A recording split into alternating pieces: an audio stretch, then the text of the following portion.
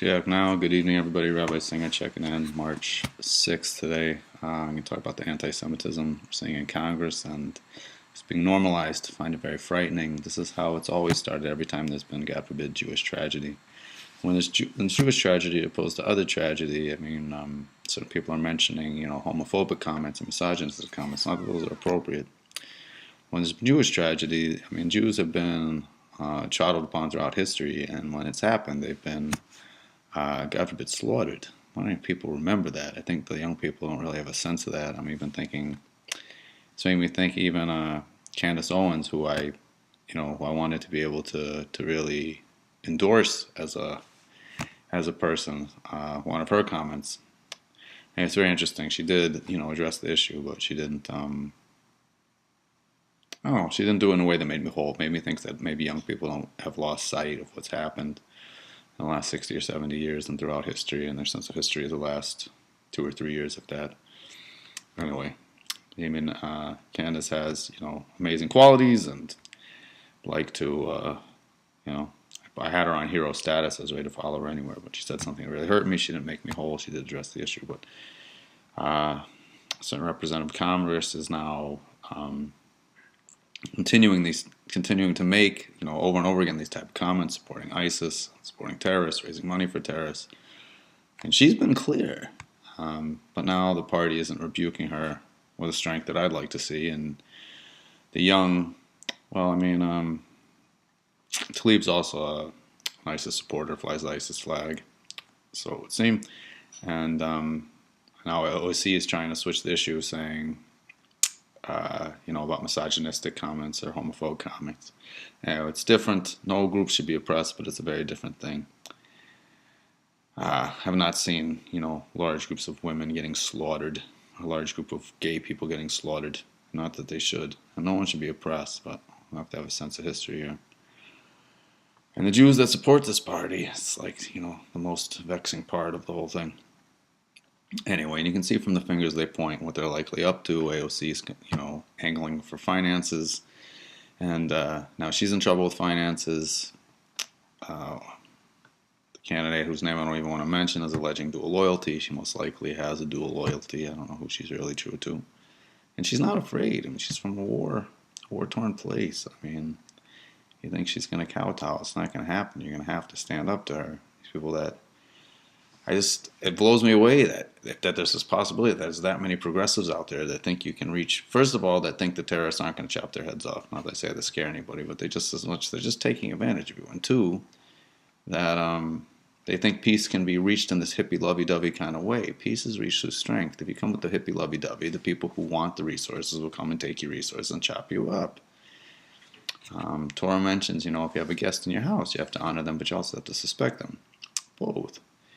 So I can't imagine there's these. I'm struggling to understand why the leaders of the party aren't rebuking them. One of the reasons given, and particularly these comments is given, is that they're afraid of the young group. And someone suggests maybe the young group represents the base, and there's this huge progressive base. It's just hard for me to imagine. Like, who are these people? Really think the hippie love is going to get it done? Where are the pragmatists here?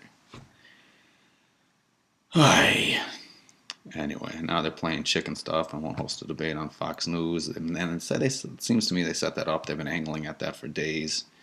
Fox has given much more balanced reporting than any of the other networks. The other networks are all just slamming Trump. Fox, it shows what the other networks are showing. It shows the other side of the story. The other networks don't show when conservatives are attacked.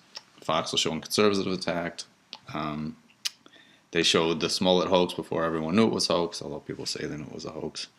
But more importantly, since I see the time's winding down, I just want to say this type of anti-Semitism has come before every, God forbid, Jewish tragedy. They mask it in civil liberties and freedom of speech, and that they're your friend and they're looking out for you. Because no one can just come up and say, that they want to do something not nice to the Jews. No one would endorse that. No one's that crazy. They hide it within the framework of government. They spin it in a way that can make people think it's acceptable, and that people will follow them, and Jews be interested in this. And a little foresight, people.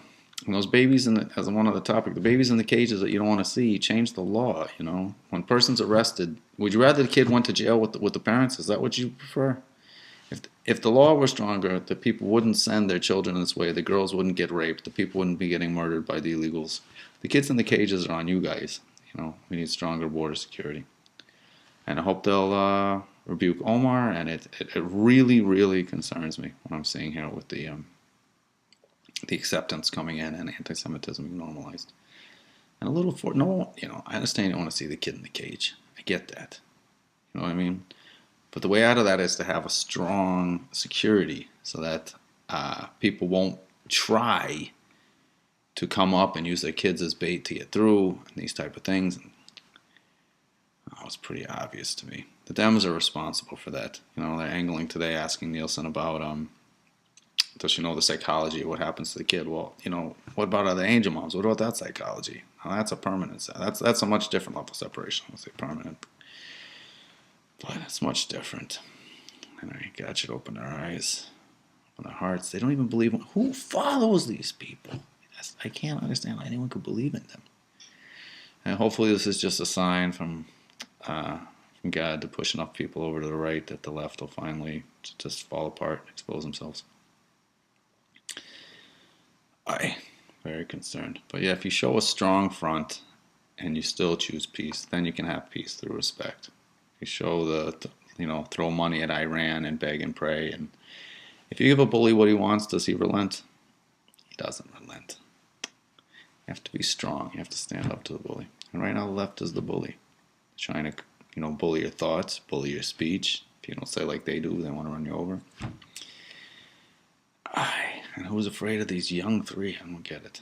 Anyway, I'm very concerned. Please be aware. Please be concerned. Please spread the message and put enough pressure on your Congress people. I've called mine, written to the president, and make it happen. Show that this is important. Show that there's enough feet on the ground, so to speak, that this needs to be addressed. And Jews, stop supporting anti-Semitism. Whatever your politics are in Israel, the people Omar is supporting, they want to kill you.